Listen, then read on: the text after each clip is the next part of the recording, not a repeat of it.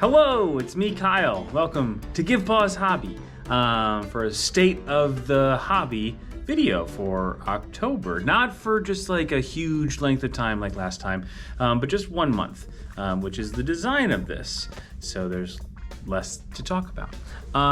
Let's see, in October, or rather in September, because we're talking about the month previous, we had a number of sicknesses go through the house. So it seemed like we were kind of like leapfrogging who was sick and what we were sick with. And so, yeah, it was kind of a bummer in that respect. Didn't get as much like 2-player with my wife that I normally get. So at the tail end, our house was hit with COVID for the first time in 2.5 years. But just me. Was not passed on to the kiddos or my wife, so that's good. Thanks to catching it quickly and quarantining. And nothing ever serious, but obviously don't want to pass it on. So had a little bit of more solo stuff than in other months, but let's get to it with You've Been On My Mind and my table. Or in the case of the first one, my phone, Cartographers. The app is still, it is not as just like mainlined as it was previously. I was playing it a lot, like at the tail end of the summer and the beginning of the school year, and it sort of tapered off. But it did just, they did just come out with some expansion stuff, like the Undercity stuff and Heroes, which I have yet to play with. I'm only barely getting into the Undercity stuff. So the things that were kind of encouraging me to be like, you know what, I should look into the physical copy of the game. Now some of that is on the app, so I'm excited to try that out. But still super fun, and I still also don't know if I'm ever going to want to migrate to the physical game because it's so fast and realistically, I am perfectly fine playing this as a solo game, which means maybe I don't need to buy the physical game. I don't know. We'll see what the future holds and how that goes. Another one over the tail end, kind of like the same meteoric arc that Cartographers had, not quite as extreme, but Keyforge, and specifically Keyforge solo adventure against the Key Racken, which is a print and play thing, which you can, if you search really hard, you can find. They are re-releasing it with this like new reboot of Keyforge with Ghost Galaxy as opposed to Fantasy Flight. They are redoing the 2 solo adventures, they're adding a 3rd, and they're also just restarting the whole game, which kind of has been on hiatus for a couple of years, which is very exciting, but we'll get back to that later on. But I have played quite a bit of it, and it is super fun. Another one, while I was convalescing alone, Kingdom Rush, the Kickstarter game from a while back, which I tried early on and kind of kicked my butt a little bit, but then also the box control aspect was not as easy as it could be, especially with some extra stuff, which I didn't go like completely bonkers on, but with the I don't know what you would call it, like I think standalone sequel that they did, which I didn't back because I had barely played any of the first one, so good job me.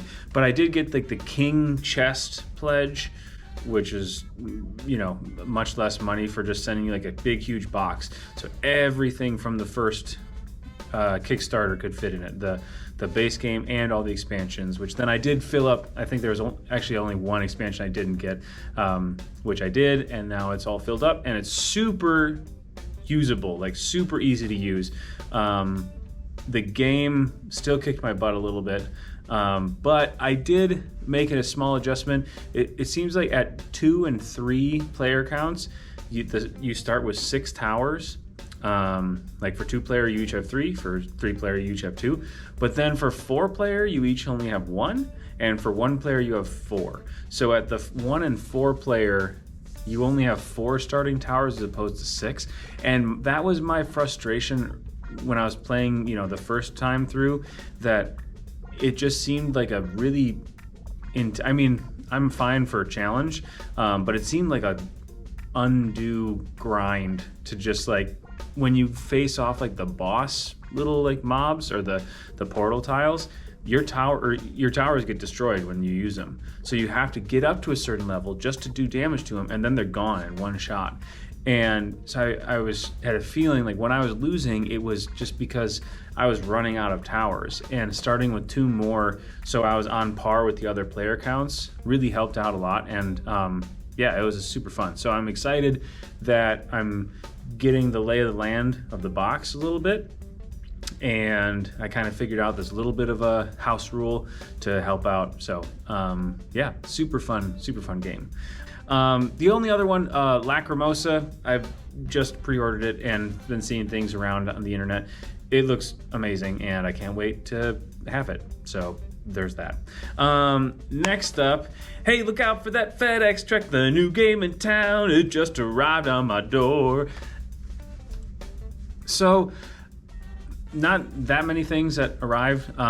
One that I'm very excited about, Catapult Feud, which is, I mean, definitely I will enjoy it, but it is not one that's like just for me or just for me and my wife.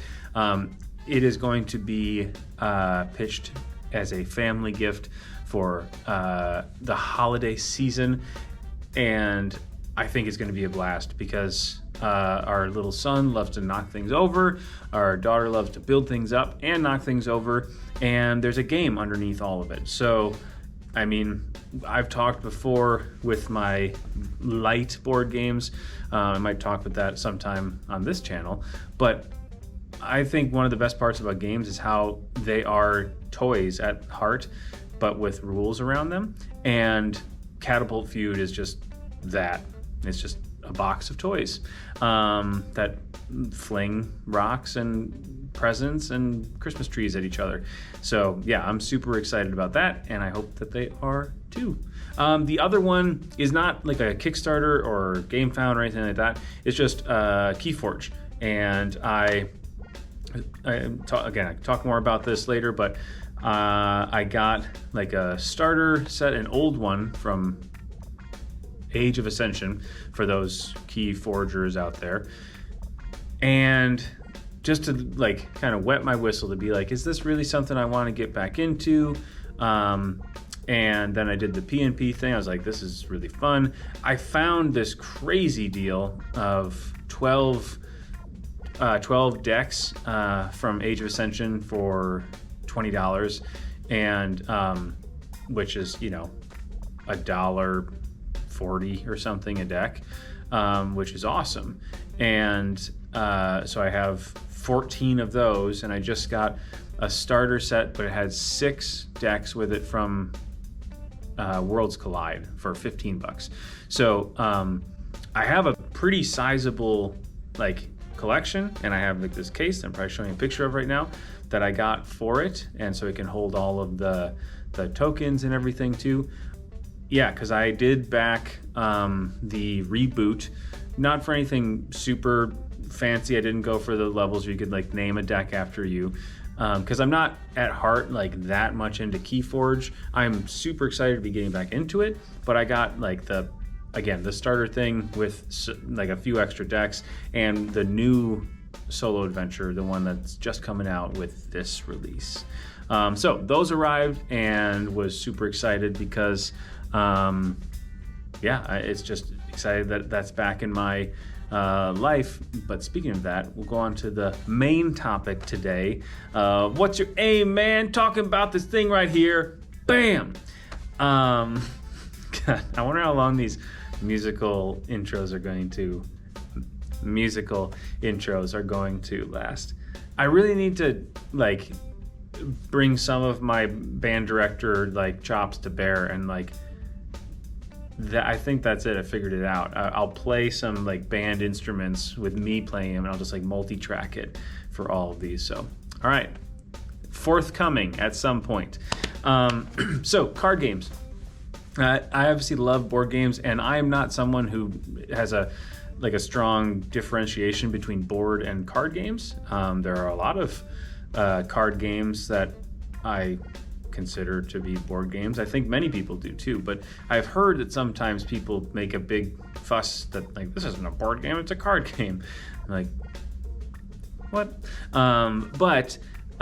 So for me, Magic the Gathering back in 2004, 2005, I was undergrad at University of Minnesota, and previously my mom had been a proponent of the Satanic Panic of the 90s, early 2000s, and so D&D and Magic cards were not to be found in my house, and it took a lot of convincing to even like participate in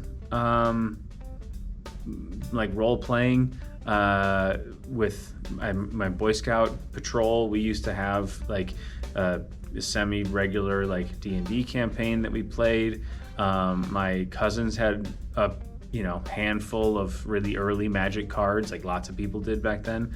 So for me, I missed like a ton of Magic, and I thought it was just something, that I wasn't really interested in, which is shocking because myself and other people, when you're not allowed to do something, sometimes you're like, ooh, what's that thing? And I just kind of got in my head like Magic just isn't for me. And at the time, I really wasn't like, this was 2004, like I was not into like hobby, really anything, video games for sure. But someone on our dorm had shown me the Ravnica trailer, and the fact that the 5 colors of mana were like interleaved together to be 2 color guilds. So there are 10 different guilds in the city, and each of them with a different character, different like mechanics and different, thematics to it. It was really, really interesting.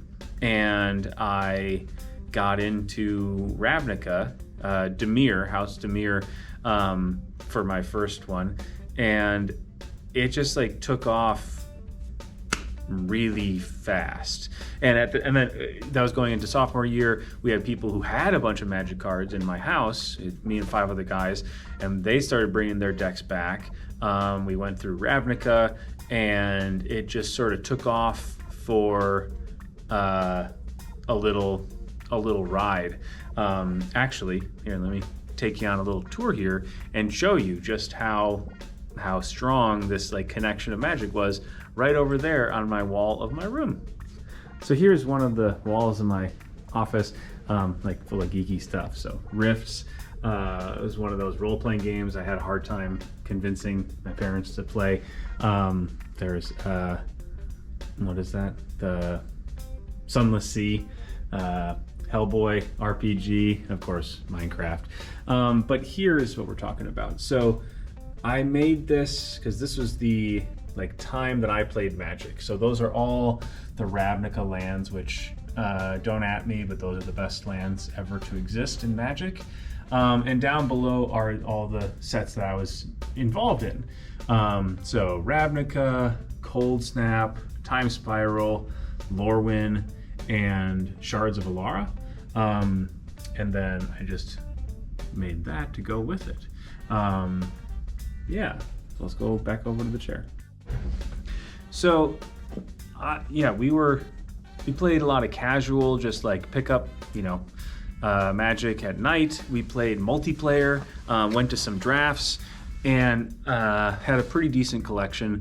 But then when I went to my master's, I just didn't really want to seek out a new play group, moving to a different state, different people, and I just sort of let Magic lapse. And it was hard because it was really, really, really strong for the time, those 4 years that I was playing it. At the same time, I also through Magic was prone to give Star Wars Epic Duels a go. There was someone at Minnesota who at the time I thought was just this wild thing, that he was so into Epic Duels, which was just put out as a fun little game, but then got this huge cult following, and then became the game that became unmatched.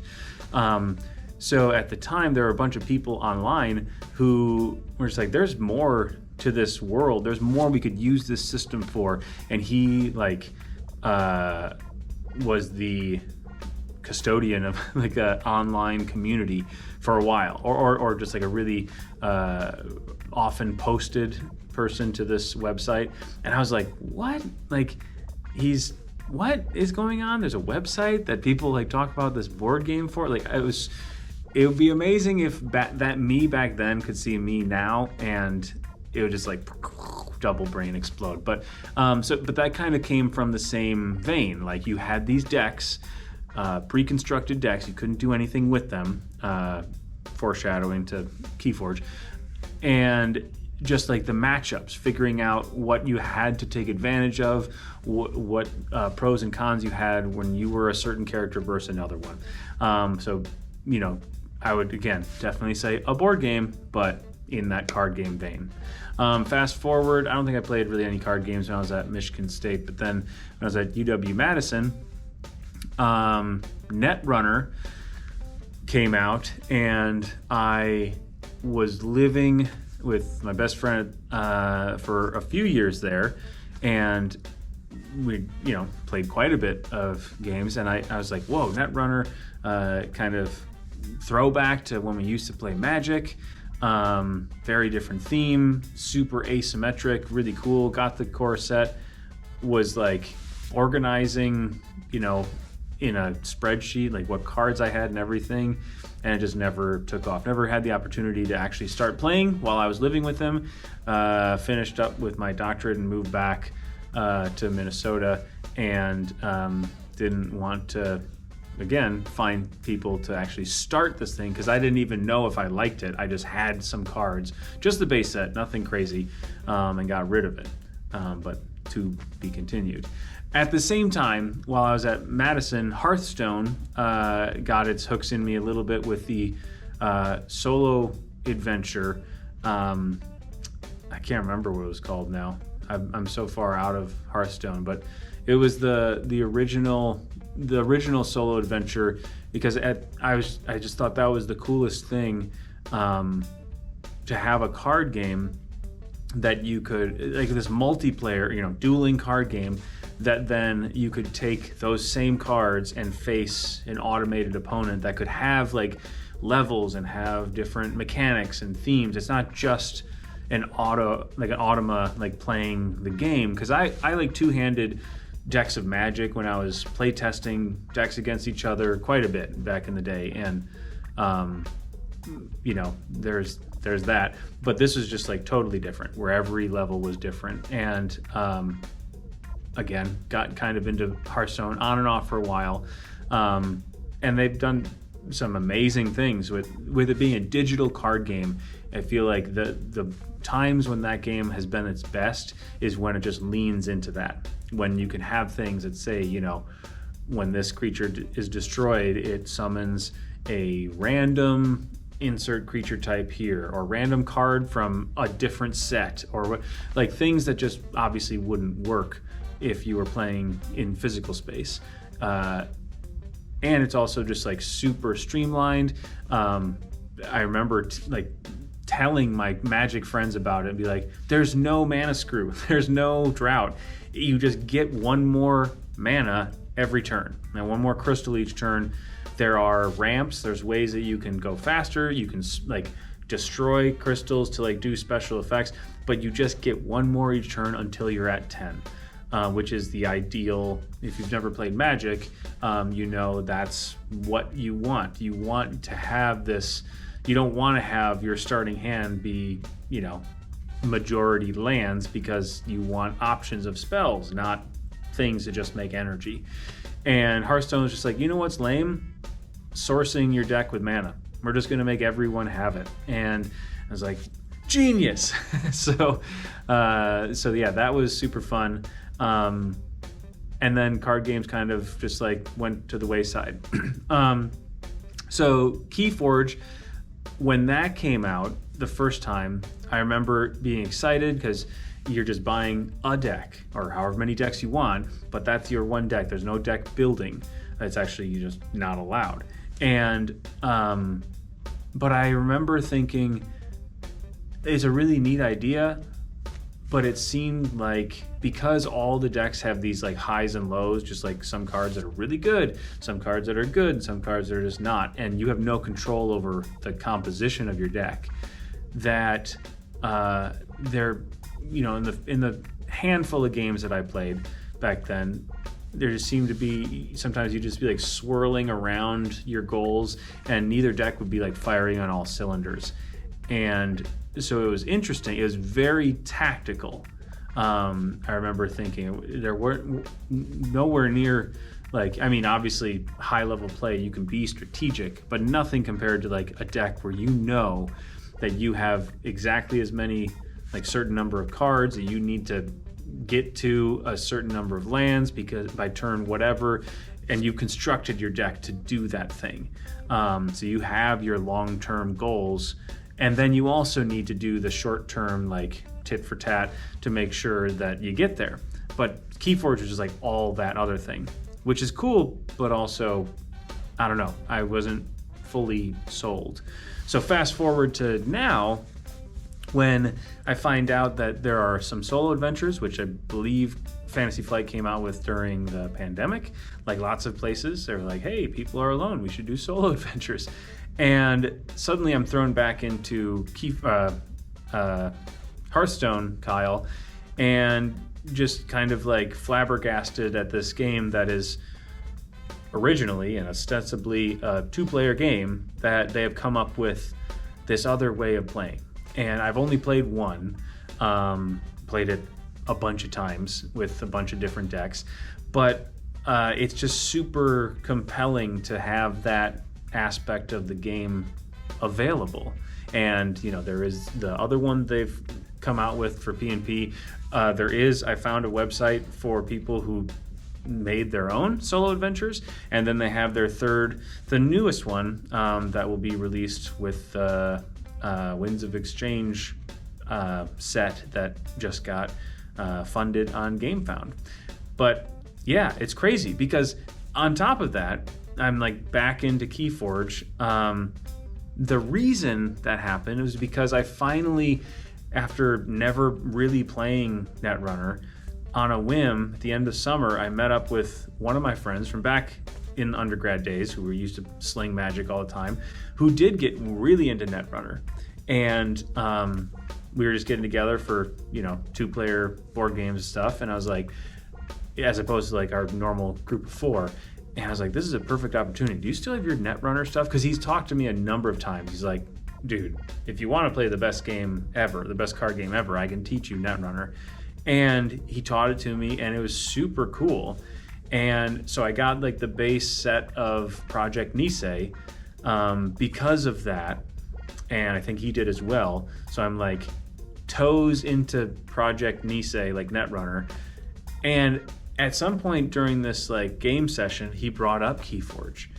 I don't know how he had heard about it, but, and I kind of gave him the like, yeah, you know, it like, it didn't really hit. It was a cool idea, super interesting technology to make it. And when it was working, it was pretty neat, but I don't know. And then it just like planted that seed. And I looked up some Keyforge stuff, found out this like Winds of Exchange thing, which is maybe how he heard about it. And I was like, whoa, there's like reboot to the whole game. And so the game that I was like, I mean, I have Project Nisei cards I'm really excited about. But I will say Keyforge feels like a game that I can more readily give to people to try, as opposed to Netrunner, like Project Nisei, to introduce more people, because now that I'm back into card games, I feel like I'm already getting into that, like, have you heard about card games? Like sort of Kyle that I was back when I was playing Magic. So I don't know exactly how I feel about that. Aside from I'm excited. And I would probably, at some point on the channel, we'll show off how some of the stuff works. I mean, there's a bunch of, as opposed to Root, and the root bots, which was the impetus for this whole channel to exist, because I was wanting to see videos of it and I really couldn't find any. There are a number of videos about the solo adventures for Keyforge, but none of them are from me. So maybe that'll be coming up at some point. But yeah, card games, thought that I was done with them, might not be. So we'll see how that goes. So yeah, that's what I have for you. Sorry, I think I talked kind of long about card games. Like I said, Magic was my on-ramp to hobby gaming, and then there was some like lull there, because then my real like entrance to the hobby was Lords of Waterdeep when I was at Madison. But you know, in terms of just how deep you can get into a game and how much that hobby and that game can welcome and embrace people into you know, playing and living and thinking about it all the time. I mean, it got to the point where I was thinking about Magic like all the time. It was a problem, so I'm excited to hopefully never get to that point again. And I suppose if I haven't at this point with like Root, I can't imagine that. I think my brain just has too much stuff going on, as opposed to, you know, college kid, that there's just like nothing that can take up that much headspace anymore. I hope. I don't know. Maybe the next video will be like, I need to quit Keyforge. So anyways, thanks for taking a pause with Give Pause. And we will see you for whatever we have cooked up next time. So happy gaming. Bye.